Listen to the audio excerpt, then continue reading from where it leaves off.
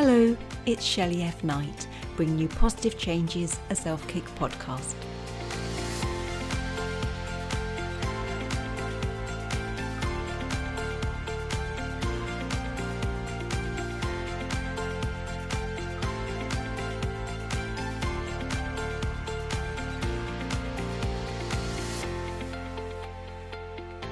So today on the show, we're joined by Jenn Taylor, and Jenn is a mum of 18, a podcaster, coach, speaker, and author. Hello there, Jenn. Oh, how are you? I am great, thank you. I'm just fascinated by your title of mum of 18. I just love that. So I'm not sure what your backstory is, but please do share your inspiring story of positive change. There are 18 children. That was 12 years of foster care. Actually, I went through infertility, 7 surgeries, and was told I probably wouldn't have kids of my own. And I got up to the point where they wanted to do in vitro, and I knew that that wasn't my path. And for women who continue on in that journey, bless you, it's really emotional. I was maxed out on medication and had done all of the preliminary day surgeries, and in the end found out that I was pregnant, and the doctor told me, I was pregnant but not on the cycle he had set me on. So I randomly shot off this egg that happened to work. And that experience was one of many that I had had up to that point that made me realize that foster care was really probably a huge calling in my life. I grew up very similarly to kids that are in foster care here in the US, and I could relate to them. I knew what they had gone through because I had gone through it, and I knew that someone made a difference to me, and so it was possible for me to make a difference to another child. So I had a tough pregnancy, and I knew at the end of that, my infertility journey was over, but I definitely want to do foster care. Interestingly, I got pregnant 7 times total, and I gave birth to 4 children, and I lost 3, and that resulted in 3 more surgeries and a hysterectomy at 33. But those Wow. were actually the surprises. Yeah, my body went through an awful lot. Yeah. My 7th pregnancy, I lost twins at 19 weeks, and I had the D&C and then a hysterectomy, and then they couldn't stop my bleeding, so I had an emergency surgery and was dead on the table, actually. So I've been told. I have no recollection of any of that. But it was just part of my physical journey and getting those 4 kiddos here. And I feel really, really blessed. So a lot of people assume that I took in extra kids. Oh, you took in all these extras. Isn't that nice of you? Like, that's a common comment that I've gotten. And I was like, actually, I was totally blown away that I gave birth to any. Those were not planned. Those were exceptionally extra and lucky and blessed. But foster care is very much a planned situation. So I adopted 5 children total. And I had 5 kids that were kind of extra, that either 3 of them aged out. 1 was a foreign exchange student from Germany. 1 I had really long term, and I have 2 siblings and I know the family. So I've been able to keep track of her even though she's left my house. And so if you're doing math, that equals 14. Uh, and I did say 18. I actually got divorced in that process. I got divorced 10 kids in.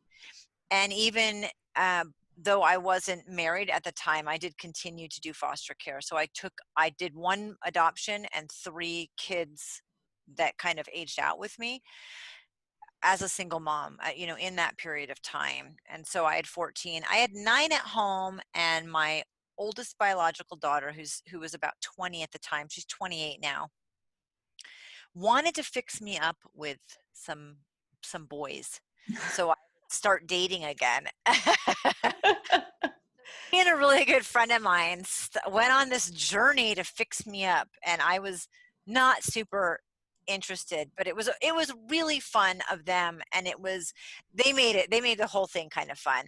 So actually, it wasn't the first person I went on a date with. I thought, there's got to be something wrong with me. I hate everyone equally. And this person that they fixed me up with, Dane, had 4 kids, and his wife had died. And everything that they told me about him, I was like, wow, he sounds like he's really great for someone, but not me, Been together since the moment that we met. So Oh. Yep. His wife had died a couple of years earlier, and so that's how he got 18. So when people ask, people tend to ask the same questions. For the first statement I get is like, "Oh, you took in all these extras." I'm like, "No, I actually gave birth to the extras." And then, I love that. which ones are yours? All of them. And if Yeah. you ask any of them, that would be really offensive. So don't ask me. And I know people are not asking to be to offend anyone, but when you look at it from the perspective of a child who was adopted, whose parents were, you know, drug addicts, and they were born drug addicted, and all of the different issues that come with parenting kids in the foster care system, it it is offensive to them that Yeah. how they are less mine than biological. And I know people are trying to put it together, and I just say, look, you could line up all 18 and you would never guess which four. Like, you'd be wrong. You might guess one right, but you would definitely guess, probably if you had to guess four that I was biological and four that Dane's biological, you wouldn't nail it. So, don't try. Don't try there. And that's the other thing about biological: four are his and four are mine. So are some of them less biological than others? I mean, yeah, but that is the story. That was the 18 kids. And it wasn't, I never, there was never a point in time where I thought I want a big family. And there was never a point in time where I thought, well, 18 sounds like a nice round number. I think I laid back, actually, and I take things as they come, and I did. And I know that I said no more times than I said yes to taking kids in, which is a sad thing to admit. And that means there's lots of kids out there that maybe don't have homes or that need homes, and that I wasn't the right fit. I allowed my intuition to guide me. I knew immediately if it was the right fit, and immediately if it was not, pretty immediately. um, and I said no when I needed to, and I said yes when it was appropriate, and I took it one step at a time. And so this is what it amounted to. And that's, there was no end goal in sight or plan. I was really winging it. So I love that. You did make me chuckle with, like, 18's a nice round number. We'll go for that. I love that. yeah, it wasn't. Who does that? Who is like, it sounds like a great idea? Because I'm here to tell you, it's probably not a great idea to have 18 children. I think I've done exceptionally well because it was the life that I chose, and I loved it. And I think a big difference in our attitude is the lens that we view our life through. And I really viewed it that this was even the divorce. I didn't expect to get divorced, but even those things that you struggle with that are not fun to go through, it was still the life I chose, and I love it. In one way or another, I got myself there to that decision and the next one, and so on. And so my lens has always been, I chose it and I love it, and I put 100% in every day. And anyone that's a parent knows that you can give 100% every day, and sometimes that looks like you're knocking it out of the park, like it's like 150 and you are the poster child of good parenting, and other days it looks like a fraction. And it doesn't mean your effort is any different, or your desire or your goals. None of that changes, but life happens. And so sometimes, you're human, and you're just not knocking it out of the park as much as you want. And 18 is a big number. It truly is. Bless you. So did you grow up as a foster child yourself, did you say? I did not. I grew up going through everything that the foster kids had gone through. We did have CPS come to our house when I was probably about 10. And I remember her driving away and wondering why I was not with her, why she left us at the house. My sister and I was 3 years older than my sister. So as a kid, you don't have much to reference. You may know that things are really not the way they should be, but you don't have anything to compare it to, really. And in almost every case, you also want to protect your parents. I knew innately that things were not right. They were not the way that they should be. And I was actually a kid at 10 that was surprised I was not removed from the home, even though I didn't understand the foster care system at all at that point.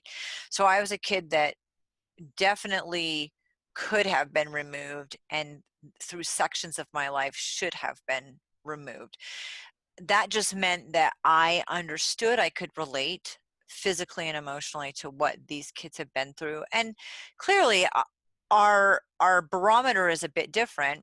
I was never locked in a closet for days, and I had a child that had been locked in a closet for days. But I could relate to what that was like based on the experiences that I had, being kicked out of my home, not being able to access my mom, being terrified of the basement. So I could take my own experiences that were similar and put together those emotions. And definitely I could understand these kids. I had gone through most, I mean, with exceptions of things like that, I've been through most of what they have been through. Yeah, absolutely. Thank you for clarifying that. So you're there and you've made positive changes in your life. You become a mum many, many times. How do you just still make these positive changes now? How do you go on? I think it's a chicken and egg question. I'm not sure if I was innately good at certain things. So I got to capitalize on those skills with having a large family, or if a large family forced me to become good at things. But I looked at the life that I had led, and the fact that I really, really, when I graduated high school and moved out on my own at 17, I wanted it to be different. And I didn't know what that looked like, but I knew I wanted it to be different. And I knew some of what I wanted to change. Definitely becoming a parent also makes you realize that you want to make a positive change, and kind of in what ways. As time progressed, I started to look at how did I remain this incredibly optimistic, positive person who wasn't struggling from low self-esteem and had good confidence throughout my life, although I came from this really tragic, dysfunctional situation. And then what training I had gotten through foster care, what I had done with these kids to help in their process of creating more gratitude. And I kind of did a resume of my skill sets, which is one of the workshops that I do now, because I don't think we give ourselves enough credit for the toolbox that we build through our struggles. And if we look at it again through a different lens of like putting together a resume of our skill sets instead of the jobs we've worked at, like what did you learn at the jobs you worked at? What did you learn? What was your toolbox? What skills did you use? And when you really look at it through that and magnify those, that was really what I had done from the time I was 17 moving forward. And so for me, it didn't seem as difficult. I did not feel a lot of need for conflict resolution and stress reduction, and I don't get stressed and overwhelmed and anxiety, and I haven't suffered from depression. And how did I manage that? And so I really looked at that, and my kids are older, so as the years have progressed, I've been able to ask them, what did I do that was awful? What was really hard for you to get through? And what did I do that made a really big impact? What did I do that you like that you'll take on? And what did I do that you liked but you want to improve? And it's really interesting when you get those answers and that feedback from the kids who had to live in the trenches with you. I mean, they were stuck with me as their mom. So, I'm certainly not perfect, but I was really good at not being overwhelmed and stressed. They are such powerful questions. I'm just sitting here thinking, wow, like just to be able to ask your children that, like, how was it for you? That's just so powerful, Jen. Absolutely amazing. I've loved that, actually. I've gotten the best feedback. I started writing a second book on, how there should never be a parenting book, because we're all so different as parents. I mean, even Dane and I, we're not alike in our parenting necessarily. And each child comes to you with this completely unique personality and set of issues. In my case, I was taking kids from the foster care system, so they came with some baggage already, and then we create baggage as we're raising them without trying to, and then they get it from the outside world, bullying, name calling, feeling not good at sports, whatever. They start to build this baggage. And so when I started writing the second book, I asked them for feedback on parenting. And then I have a podcast, and a few of them have been on. And we talk about their perspective, like bullying, for example, or going through a divorce. What was your perspective as a child going through that situation? And I share my perspective as a parent in the exact same situation. And it is, parents should do that more. It's not it is personal, I understand that, but there's nothing you can do to go back and change it, but it is certainly enlightening. And for me, it's also improved even more my relationships with my kids who are now adults. I just think it's brilliant. I mean, I don't know what I'd get if I asked my 6-year-old, but like when they're older and you're asking them, like, how did I do? What did what will you take on? Because we do that. We look back and we think, you're either going to be like your parents or, oh my God, I'm so not doing what my mum did, kind of thing. But yeah, I forgot that you can actually ask your kids, like, how was it for you? And it's a bit like when I did clinical hypnotherapy, when you sort of like get the adult version of Shelley to talk to the inner child of Shelley, but it's, like a kid's view. And I'm just like, wow, powerful stuff. Thanks. It's been really fun. And if you learn to not take it personally, like, yeah, I screwed up. I raised my voice too much. I didn't handle that situation well. I mean, I'm a human being. Parenting, we have no manual. There shouldn't be a manual. We're flying by the seat of our pants. And when we're presented with a situation, it's usually immediate and urgent and right in your face. And sometimes we react really well in that, and sometimes not. And so I think as a parent, you have to, if you're trying your best, you have to also give yourself grace. And then I like to ask my kids for feedback. And even at 6, you can say, well, if you were the mom and you had to answer this question, how would you answer it? What do you think your punishment should be? My kids will give themselves harder punishments than we will. Convince me and choose your punishment. Those are some good ones. Yeah, it's interesting because our eldest, he's actually got autism. And so when, go back about a few years ago now, and he would do things as any child would, but he doesn't get this whole kind of like punishment timeout kind of thing. And so I say, what do you think is the appropriate reaction here? And so we've done it, I guess, without realizing, because we don't see the world as he does. And so we used to say, what would you do? And as you say, he'd be far harsher, and we'd be like, oh, really? Maybe not.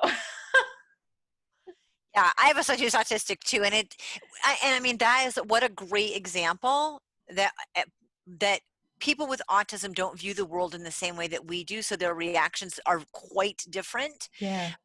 Kids are the same way. I remember my nephew once in the grocery store with my sister, and he was pulling things off the shelves and putting them in the basket. And she said, "What are you doing?" And he said, "You get to put things in the basket that you want." Because in his mind, he didn't understand menu planning and budget and any of that. What in his like 7-year-old brain, he saw my mom gets to put whatever she wants in the basket, which isn't the truth at all. But sometimes if we just take a moment to ask, it's pretty shocking what kids reveal because their perception is quite different than ours. Yeah, absolutely. What I also loved, you was talking about like the toolbox, like when you go through something, you learn something, and you got all these tools in your thing. What tools do you use? Do you have daily tools you use, or do you have tools for certain situations? I definitely take a breath. I'm not super quick to anger, but I am super quick to volume. And so I could be talking to you and excited, like, oh my God, Shelley, this just happened. And my volume will go up. And, Dane's like, you're yelling. And I'm like, I'm not. Total normal voice of excitement right now, It's really normal. But I'm very loud. And so that included discipline, which is called yelling. You're yelling at your kids, and I am of the mind where I'm like, sometimes maybe they need to be yelled at, so that's not a bad thing. But I think I have learned to take a breath, and I also know that certain things for no apparent reason will trigger us. And that's happened in my life many times. It happens sometimes when you're at work, at a job, especially if it's a coworker that rubs you wrong, where all of a sudden you are just infuriated like a switch. And I really take a breath and take a step back and examine that because it's so out of character. And I think it's fun to play with those things. So that is definitely a skill that I have learned, that I have used, where I'll say, I have no explanation to why I am so angry right now, but I'm pissed. And I need to figure out why, because my level of anger does not match the situation at all. And recognizing that you're human and that's okay, and that we have triggers. And so when I feel myself getting angry, I've learned to take a breath daily. The biggest tip that I could give anyone that I do daily, and I've done this for years and years and years and years, and I did it with my kids, and I can tell you how, is 3 new things every day that you're grateful for. It is very easy to recognize the things that are crappy in our day and even to talk about them or tell the other person that they got our coffee order wrong at the coffee shop. It's really easy. But we don't seem to take the same amount of time to do the positive things, to say, you got my order right and this coffee is fantastic and I appreciate you and have a good day. We don't take 5 seconds to do that, but we'll take 20 seconds to tell them they did it wrong. And so what I did with my kids at dinner was a big deal. And when they were little, we didn't have cell phones because my oldest daughter's 28 now. And I really had to shut myself down. Like, the laundry can wait, everything can wait, and give my kids 30 to 60 minutes at dinner to actually plant your butt in your seat and sit there and engage. And it was hard as a mom with a lot of little kids and a million things to do. And as they got older, I told them, I had to shut myself off to sit down with you and give you that time. And now you need to shut your stuff off to give that time to me. But dinner was a very big deal, and it's a technology-free zone. And we would sit down, and I called it high-low. And the kids could tell me one thing about their day that wasn't that great. Because with kids, I want them to be able to. I figured out that there were bullying issues, or that they were having trouble with a teacher. I mean, it's important to tap into your kids and give them the spotlight for things that may be negatively happening in their life. And then 3 things that were really good about their day. And they're different than the day before. And it couldn't be dinner. Their bad thing and their good thing could not be about the food that they were eating. Well, my low today is what you made for dinner. That wasn't allowed. Don't bash the cook. So, like, we had some rules around it, but we had a huge family, and it was a really good way for me to kind of give that child a spotlight, let them know they were important. And if other kids were interrupting and stuff, like, hey, Alana has the floor right now, so zip it, it's her turn. And it got them in the habit of 3, which is a number that's repeats in my life for a long time, and there is scientific proof on it, so I'm not crazy for that reason. But 3 new things you're grateful for. And when you do that, when you write something down, 3 new things that you're grateful for every day, it trains your brain to search for the positive in the world. So within 21 days, you're actually spending time in your day without realizing it, looking for things that you can write down later on that night. And you don't process it that way, but you're searching for the good in the world. And we need our brains to be triggered more by things that are positive surrounding us than negative. And I've been doing that for like 30 years. And it's the number one thing that I use in coaching, is that's the first thing that you do. That's the first assignment. That's brilliant. I wake up and I do like 5 gratitudes. But sometimes, I'll be honest, I get stuck at 3. Something where there's science proof that 3 is a good number. I'm so stopping at 3 tomorrow, because sometimes, Jen, I'm absolutely rubbish. I'm going through, like, I'm grateful for the house and the shelter I've had overnight, because I say, like, what I'm grateful for and why. And then sometimes I wake up like an hour later and I've just bored myself back to sleep. That's great. 5 is it doesn't matter what time of day you do it. It's just 3 new things. And that's the only reason why I encourage people to try to do it at bedtime, because your day has just occurred. That doesn't mean you're not grateful in the morning, or that it's easier to do in the morning, or that you can't do it in the morning. But it's 3 things that happened to you in that day that just occurred. And I love that. I love that we actually start looking for things that are positive in the world around us. Small things, really small things. It doesn't have to be, it can be that you made your bed. I don't care what it is, but I want people to train their brains to start looking for the positive, because there's so much more positive surrounding us than we realize or give credit for, because the negative is such a bright light. It kind of like dulls all of the other, and we need to search for that, the good stuff. Bless you. You got so much great advice. What's the best piece of advice you've ever been given? The best piece of advice when my first daughter was born, and I've given this a lot, is to cherish every moment. And I mentioned that she's 28, and I swear to you, Shelley, it was like last week that I was pregnant. It was like, she's 28, but it's weird because so am I. Like, I'm still 28. So I know my birth certificate says I'm turning 50, but time goes by so fast. And I didn't realize when I was a brand new mom that how much that would mean to me. But I knew that, like, when you're pregnant for 9 months, it's like 7 years. But the first year of life is like 2 minutes. Time is very skewed. And so to cherish every moment, and I did, and it still blew by. It still went so fast. So cherish every moment for sure. Yeah, it's so true. I mean, like we've got a teenager now, and I'm like, no, we can't have a teenager. No, it's not possible. Then you realise you've been together like 7 years. Oh no, it is possible. Yeah, yep. Bless Yeah, you. very fast. So you do the 3 gratitudes in the evening, which I love because I have this sort of daily practice myself. Do you do any affirmations or sayings to keep you on track? Yep, that's another thing also.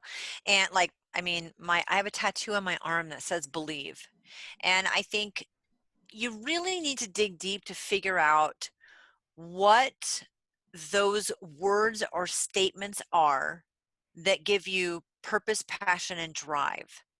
And sometimes we have to find them, and sometimes we have to remember them because we lose sight in the hustle and bustle of the everyday mundane world and the stresses and conflict. We kind of forget, we lose track of that. And so it's super important. So I'm not encouraging you to tattoo words on your body to remember. I mean, I can remember that word without the tattoo, but it's more that there are things that mean a lot to you that kind of kick your butt in gear for that purpose, passion, and drive. And so I love sticky notes and lipstick on the bathroom mirror.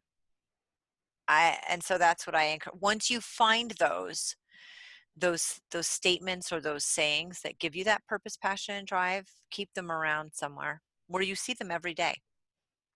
Is it the same affirmations or just whatever comes up? Like you said, you're quite intuitive, aren't you? Yeah, I think I have been at some things. No, I created a quiz actually to help find them, and I did it for a company a while back who graciously let me use it for my own business.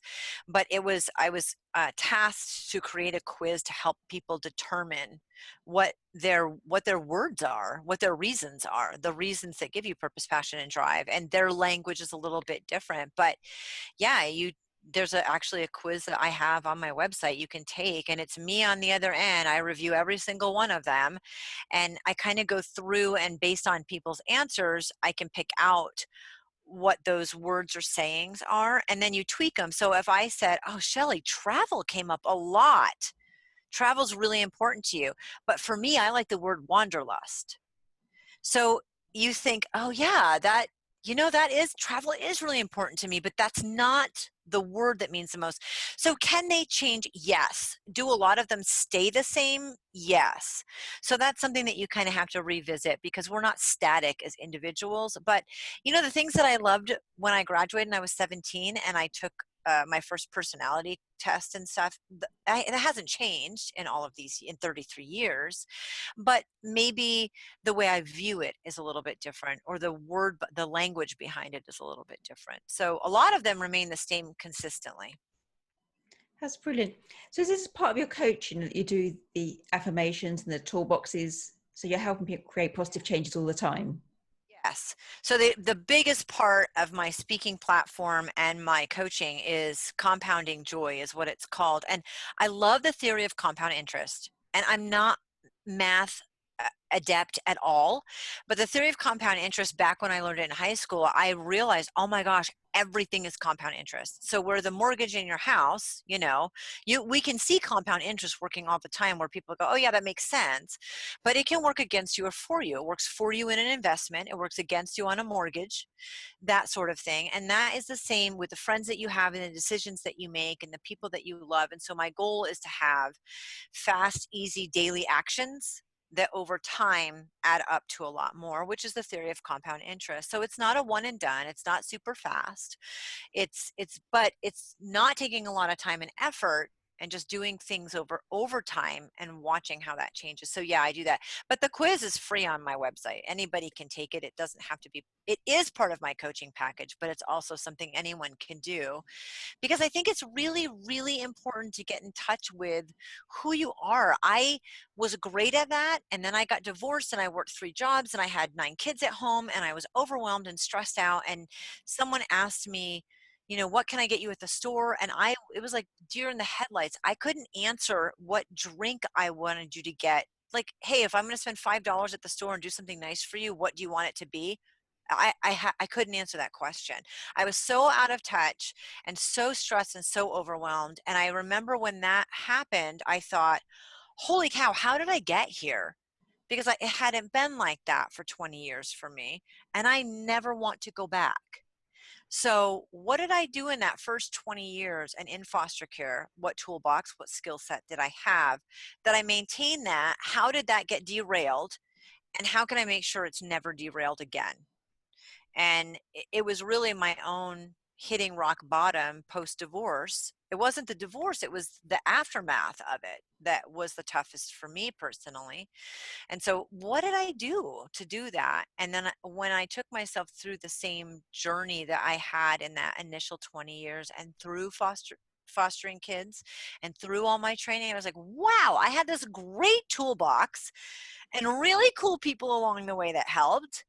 And everybody can do this. And it's not a lot of time. You are going to gain time. You're not going to lose it. I'm not going to ask you to do all this stuff.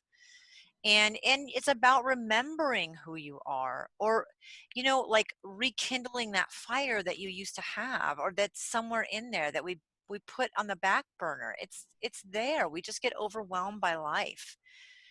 So I love it. And that's my whole goal, is to take moms who are just not in that great headspace and figuring out, when were they, how was that, what's important to them, and let's get back there and not leave that space. I love that. On the back of my first book, I've put that Shelley F and I is like a nurse, clinical hypnotherapist, wife, mother, daughter, general label being, or something like that. And we do just get all these labels. And then it's unsurprising when I started my podcast, the second episode is called Who Am I? And it goes from that chapter where I was just sort of like, who was I before I had the children? Who was I before I became the nurse? And we just forget who we are. We just stuck with who we're told we are, like, you're my daughter, you're my wife, you're my mum. And it happens so easy without us giving permission, doesn't it? Yeah. And we do it to ourselves. We allow other people to do it, and we do it to ourselves. And I am the wife and I am the mother, but those are only facets that are part of my personality. They may be 18 kids is a huge part of my personality and who I am. But my why did I become a mom of 18 is me. And that hasn't left. That still remains. And that was a person that I wanted to reconnect with. And so, yeah, we do. We just allow those labels to stick on ourselves, and we throw a few on also. And then we become this hot mess of no idea who we are, no identity of our own.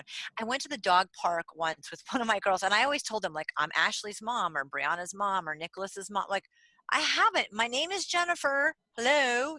Like I have an identity. And we went to the dog park, and this guy said, which dog is yours? I said, that one. He goes, oh, you're Maddie's mom. And she looked at me. I was like, don't even go there with me. Like, now I'm the dog's mom too. You got to be kidding me. This hard stop right here. This is not happening. It's ridiculous. And I thought, even at the dog park, I got labeled, and you can't allow it to happen. Yeah, I'm Maddie's mom, the dog, which is a very small part of who I am. So let's remove that label maybe, or alter it, or put it in its place.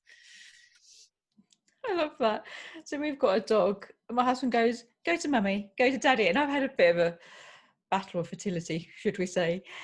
And so when we first got, I was like, don't say that I've mothered the dog after all my fertility battles.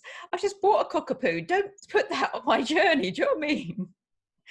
If I could have paid £800 for my child, that'd been far easier than what I went through. I'm not the dog's mum.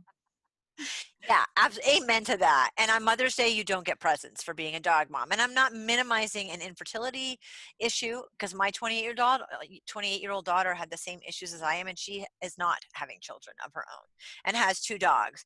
And she does not get a present on Mother's Day. It is not the same thing.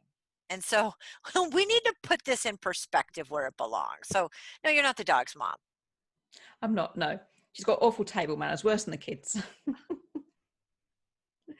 Bless you. So how do you keep your identity? You sort of did a perspective change there. So when you said like, you're not mum of 18, but your desire to be a mum of 18 is who you are. And it's just a slight switch, but it's oh so powerful. So is that how you keep your identity from a change of perspective? I think so, yes. And I think it was super important. And I would love for you to speak to this also. We get into a relationship with a person and say, I'm in a relationship with this man. And all of a sudden, he likes dirt biking, so I like dirt biking. And I think it's so easy. There's a healthy amount of that. Like, I'm glad that you like dirt biking, and I will support you in it, and I will understand it enough to have a conversation with you. It doesn't become part of my identity. It becomes part of my support to his identity. And I think it's very, very easy for most people to get sucked in to someone else's identity and assume it ourselves.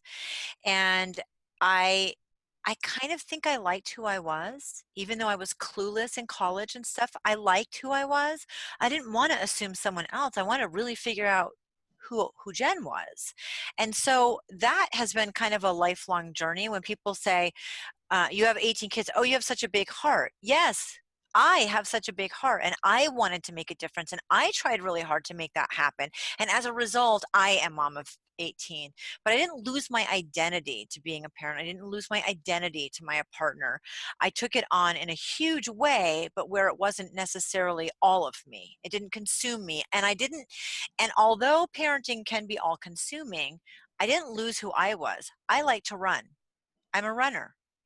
I run at 5 o'clock in the morning because that's the time of day that I can get it in and maintain part of my identity, that it doesn't interfere with the part of me that's a mom or a partner. So that's what I do. But I didn't lose the things that I was passionate about myself, me by myself.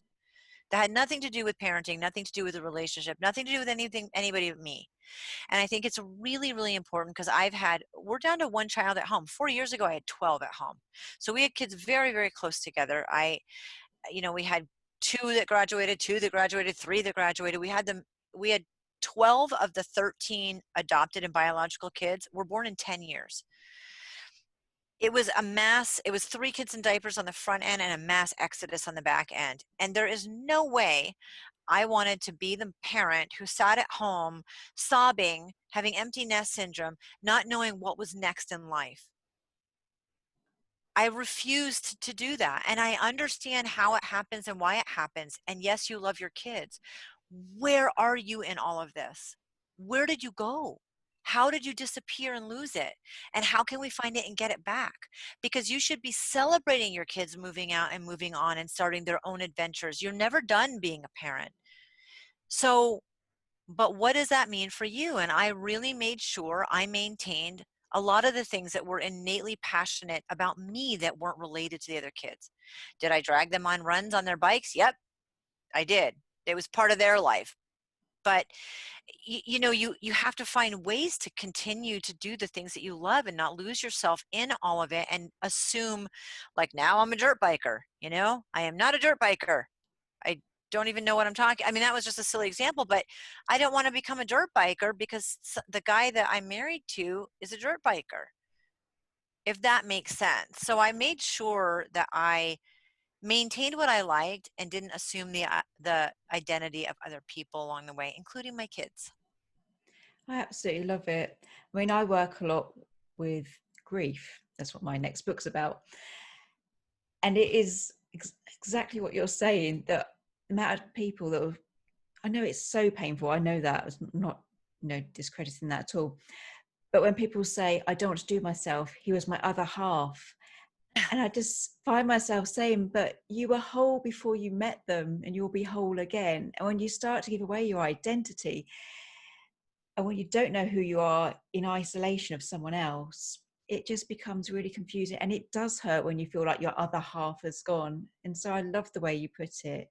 I can't imagine feeling like half of myself is gone or dead or left me or abusive, or I mean, that's not the case. And it doesn't minimize the hurt because it hurts like hell. But it's something that happened to you. It's not who you are. And so my kids were a really great blessing that happened to me. They aren't who I am. I love that separation. I really do. So you're saying again about the identity of like the husband and wife or the partners and things like that. And it just really resonated with me. So we've been together like 14 years now, my husband and I. And we still have a date night Yeah. every week. We still have that. And so tonight, because of like recording podcasts this week and that, we had a mini date. So we just had like tapas while the kids were doing something. And the kids, our kids are 6, 8, 10 and 14. And they go, oh my God, you're still kissing. Oh my God, don't snog. Or they're coming and dive bomb in the middle. But exactly like you said, it's just like one day they're going to go and we're going to be like, why were we together? Who were we before this happened? Who was it?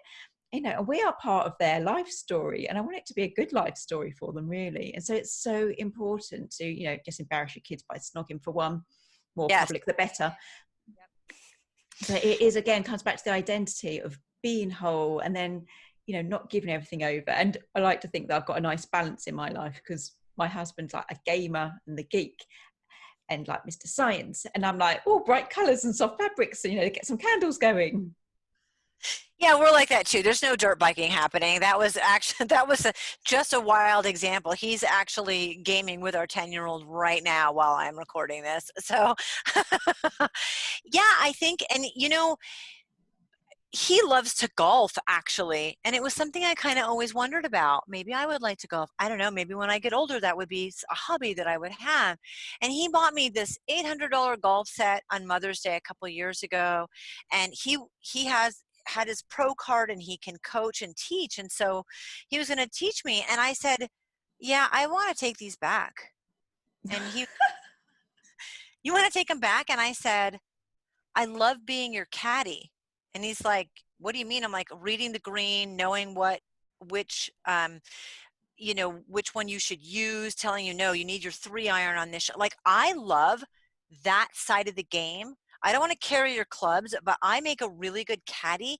I don't really want to learn how to play golf. I actually have zero interest in playing it, but I have a lot of interest in walking the course with you and being outside and being in nature for a whole day and telling you which club you should use for this shot. Like I do all the measurements, I track him, I have the little GPS. I love that. And I'm like, so I don't want to take on this part of your identity. We can do this together, but not in the traditional way you would think. And so I think, sometimes you have to really take a step back, because at first I was like, yes, golf clubs. We're going to be that power couple on the golf course. And then I was like, oh, I just do not want to be that couple on the golf. I love it. You're thinking, oh yeah, I would say that. You're making really happy. You're like, make yourself happy. It's like, there's no way I'm doing that. And I'm like, I'm sorry, I don't want to offend you. He's like, this was $800. I'm taking it back and getting you a caddy kit. It's like $50. This is awesome. But it is really easy to get caught up in that. And I am a huge proponent. If you are in a relationship, kids or no kids, you have a date night and there are rules to the date night, and that is huge. And I love that our kids have grown up completely disgusted that we kiss in front of them, because as much as they're grossed out and whining and it's all funny, that is something they will never forget, because you want to mirror the relationship that you want them to have. And that's vital. So date night is like, man, date night, there are no excuses. You better have pneumonia, be in the hospital. There has to be a massive excuse to not go on date night. And during quarantine, when places weren't open, we'd go through the drive-through of we don't eat almost any sugar, but we would be like, let's get a donut. And we'd get coffee and a donut, and we'd sit in the car in the parking lot. Hell or high water, we're figuring out how to go on date night. And we create rules around date night, because you need to have a mutual respect, and what does it mean to each of you, and how does it look? And it happens. It has to happen. So that's, again, that's a huge part of building gratitude and confidence and healthy relationship too. Yeah. I mean, we don't get out much. We've got 4 children, and we don't like get out much. We have to like do major planning, like some kind of escape plan to get out on a date. Like, because it's very hard to find people to have 4 children to look after. I've discovered, like 1 or 2, oh yeah, and then it's like 3. Everyone starts to be a little bit busy on that date, even though you haven't named the date. By the time you get to 4th, they're like, no, then we threw a dog into the equation. It's just like, well, no, once a year you can go out if it's your birthday, and a bit like yourself, you haven't got pneumonia in hospital. But so sometimes we just create date nights at home, but it's still that connection, like even if it's in your dining room or your lounge, like a bit of makeup, not my husband, that'd be strange. I put the makeup on. And you just do something like watch a show, or one of you cook, or just talk about your week because it's been mental, anything. But it is that, what makes us us without the kids. Yeah, because eventually, and I remember we're a blended family, which has been, I mean, kids are super tough. 4 kids is super, like the more all of it's tough. Blending families is ridiculously hard. And there was a point I know where I was like, oh my gosh, we are so in over our heads with this parenting gig we've got going on. And it was just a really, talking about a mental week, and he's like, yeah, in like the next 5 years, we'll be down to 1. And you don't ever want to wish that time away, because I know, and we're down like this in the next month, we're down to 1, and she's 10. There's an 8-year gap between her and the next one. But still, I mean, it was like, holy crap, we had that conversation yesterday, but it's been 5 years, that since we had that conversation. And he said, it was in my moment of like, oh my gosh, this is so hard. And he's like, it's going to be over so fast, and we're going to be left in the end, you and I. So that's where the focus needs to be, on you and I together being strong and keeping ourselves sane while it's really difficult, because soon it will be over. And it is. It's so strange. You mentioned it near the start, and I was just like, wow. So you just, was it 8 or 10 that just suddenly you're down to 1? Yeah. So the kids that were kind of extra and aged out, none of them have lived in the house since before he and I were together. So those 5, and I call them the extras, and I call the other kids the permanent residents, because we've got papers on them. They were adopted or biological. So there's 13 of those kids that are like permanent that we got to adopt. And of the 13, 12 were born in 10 years. So it was, I mean, it was, there were we had 7 kids in high school at the same time. And those were the years where I was like, there were moments in those years, I should say, where I was like, holy cow, what do we get ourselves? Like, why do we think we were going to be good at doing this? We don't even have a license to fish. Here we are doing this. And, it, it was really hard, because kids go through super tough stuff. And because we were from a blended family, there were situations that had created baggage from both of us that wasn't intentional on either our parts, but that made it more difficult in that situation. These kids came, they're my step kids. I love them the same. I've never called them that. I don't think of them that way. But, here I was. Who was I to jump in and take over parenting? They had someone that did that. And it just makes it more difficult. And in those tough times, 7 in high school, where I was like, oh my gosh, this is really hard. And looking back, it kills me, because we're in the process of buying a house right now. So we've talked about the houses that we've lived in the last many years. And we were talking to the kids, like, what were your favorite houses or parts of the houses? And when they tell us their memories, I'm like, wow, maybe we didn't screw them up as much as we thought we'd like. Maybe we did a couple of things, and I know that we did. I'm being kind of silly, but their memories are so fantastic of that time when there were 7 in high school.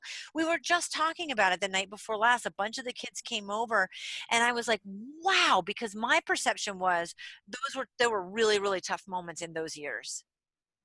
And their perception was, I love the house that we lived in and the adventures that we went on, and how close they all were as siblings in age, and that even in the blending of the family, they live together in houses now. They all rent houses together, like his kids, my kids, adopted kids, extra kids, they're all together doing things.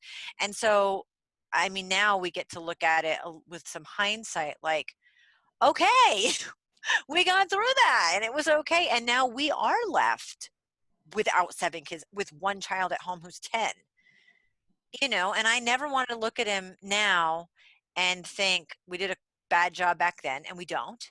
And I never want to look at him now and be like, okay, now what? Like, who are you? What do we do now? And we don't. And people will say, wow, you must not know what to do with yourself. I'm like, oh, I got a list. I got a list of stuff to do with myself.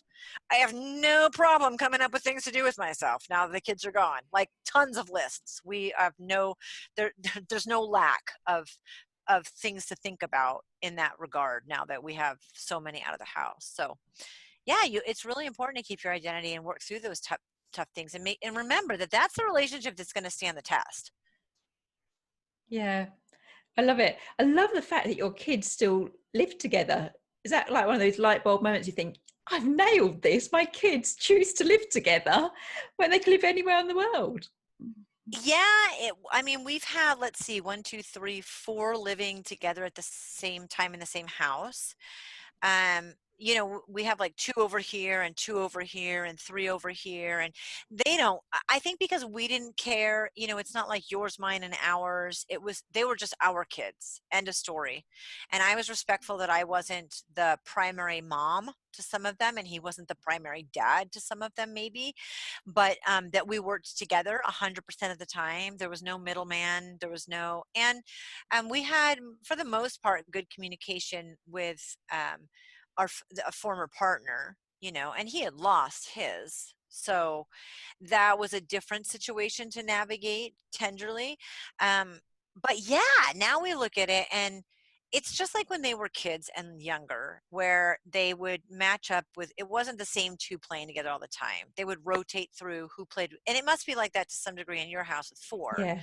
Sometimes the 6-year-old and the 14-year-old will, and other times they're driving each other crazy. So the 10 and the 14 and the 8 and the 6, and they rotate, right? And now that they're adults living together and stuff, sometimes they don't like each other, and sometimes there's an issue, and sometimes somebody did something mean to someone else, and these 2 are living together. It hasn't changed. That has not changed. But they're adults and they handle it differently. And I just kind of shrug and go, well, you guys have worked it out before. I'm sure you'll figure it out now. It's not part of my parenting at this point, so I don't worry about it. It's just a constant revolution of who they're closer to now more than others, and it changes all of the time. But they do live together, quite a few of them, successfully. So we must have done something right, You seriously have. I could speak to you for hours. I absolutely love it, like your relationship, the way you're just so authentic and raw about your parenting. I just think it's so refreshing. Absolutely love it.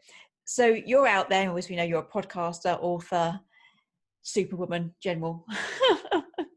How can people get in contact? I've got you down as Facebook, Instagram, Twitter, Pinterest. You've got websites, YouTube. How would you like people to reach you? Easiest way to find me is just to go to the website, which is momof18.com. And it doesn't matter if you spell it or you use the numbers, you're going to end up in the same place. Momof18.com. It has the links to all my social media. So basically, if I'm on it and it's the one that's the most comfortable for you, you can reach out. There's a contact form if you want to do it that way. There's a phone number that's a Google Voice number. My email is on there's 5 million ways that we can get in touch and connect. So choose the one that makes the most sense to you, and I'm on the other end. It's been absolutely fabulous. Thank you so much for sharing all of your positive changes. Thank you, Shelley. It was a pleasure.